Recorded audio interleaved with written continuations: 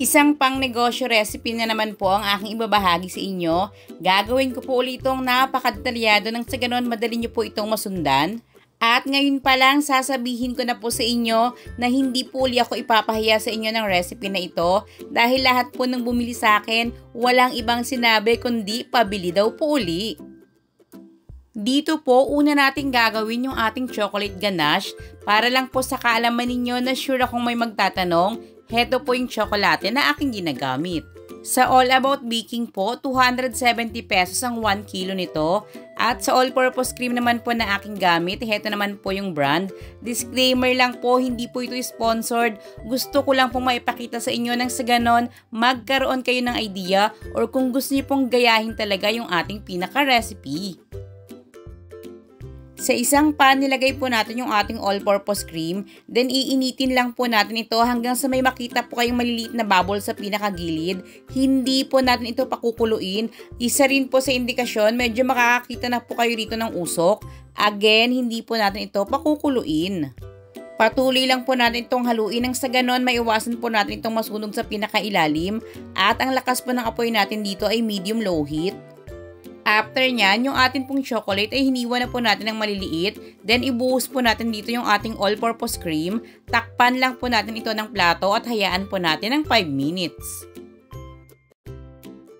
Pagkatapos nyan, haluin lang po natin itong mabuti hanggang sa ito po ay tuluyan ng maging smooth. Ang buong listahan po ng ating mga sangkap ay makikita nyo po sa ating description box at nakalagay rin po sa bandang dulo nitong ating video. Sa bidyong ito, medyo marami po yung ginawa ko pero huwag kayong mag-alala kung gusto niyo lang po itong subukan. Pang-anim na aluminum foil pan po yung ilalagay ko dun po sa listahan ng ating mga sangkap.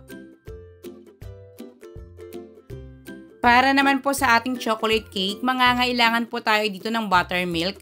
Kung wala kayo niyan, don't worry, kayang-kaya po natin gawin yan.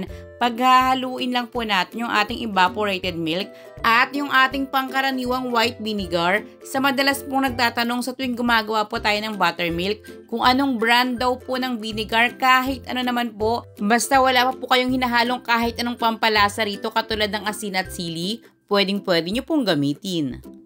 Then, iset aside po muna natin ito ng at least 5 minutes. I-prepare na po muna natin yung iba pa nating sangkap. Pagsama-samahin po muna natin sa isang lalagyan lahat po ng ating mga dry ingredients. Para rin po masagot yung mga katanungan ninyo, heto naman po yung cocoa powder na aking ginagamit. Nabibili ko naman po ito ng 130 pesos, 500 grams.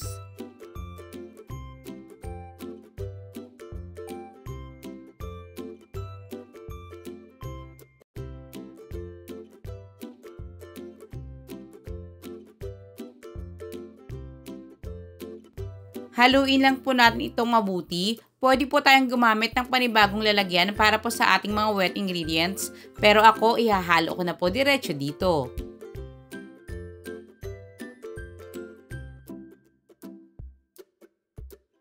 Sa itlog po na inyong gagamitin, kung large to XL size, 2 piraso lang po yung inyong ilagay. Small size po kasi yung nagamit ko rito, kaya 3 piraso po yung aking inilagay. Vegetable oil naman po yung aking ginamit dito. Then, sinama na nga po natin yung ating ginawang buttermilk. I-mix lang po natin ito ng dahan-dahan. Iwasan po natin itong i-overmix. Basta wala na po kayong makitang harina. Or kung sakaling may makita pa po kayo, ang gawin nyo na lang po, salain nyo na lang. Nang sa ganon, maiwasan nyo po itong ma-overmix. Makaka-apekto po kasi ito sa pinaka-outcome ng ating cake.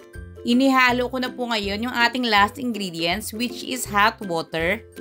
At yung ating mixture, pansinin nyo po, medyo runny po talaga ito, huwag kayong magtaka.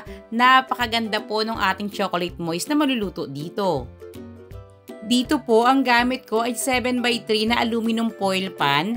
Kung sakaling hindi po yan available sa inyong lugar, pwede rin po kayong gumamit ng 8 inches by 4 inches na aluminum pan.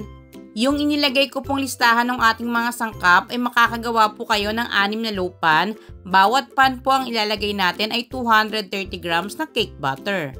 Still, nakadepende pa rin po ito sa gamit nyong oven. Pero sa akin po, nilalagay ko lang po ito sa pangalawang layer ng aking oven. Wala po sa pinakagitna.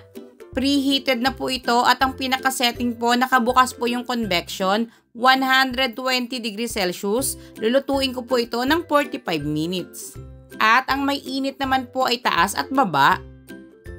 At tingnan nyo po ngayon kung gaano po kaganda yung pagkakaluto natin sa ating cake. Uulitin ko po, nakadepende pa rin po kasi ito talaga minsan sa gamit nating oven. Dapat po gamayin natin yung oven na ating ginagamit. Mag-toothpick test pa rin po pala kayo bago nyo ito hanguin. If ever na medyo basa pa, magdagdag na lang po kayo ng ilang minuto. Then, palamigin po muna natin ito ng husto bago po natin ilagay yung ating ginawa kaninang chocolate ganache.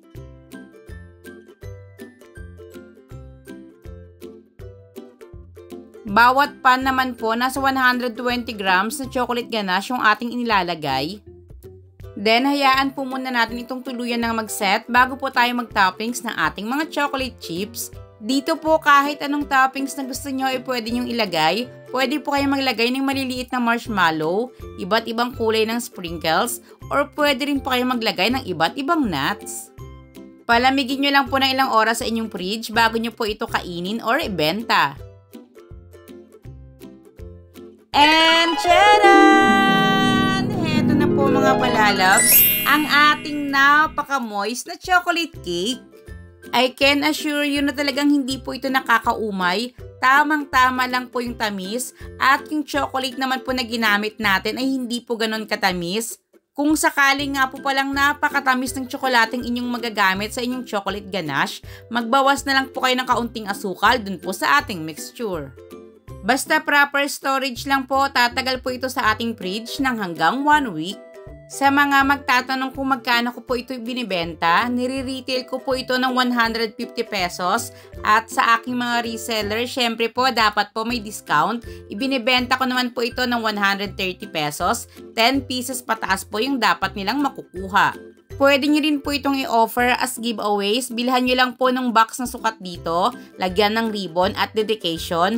At nung nakaraan nga po pala nating video, ipinakita ko naman po sa inyo yung isa rin po sa bestseller natin, yung paggawa naman po natin ng ating banana cake. Nasubukan nyo na ba yon?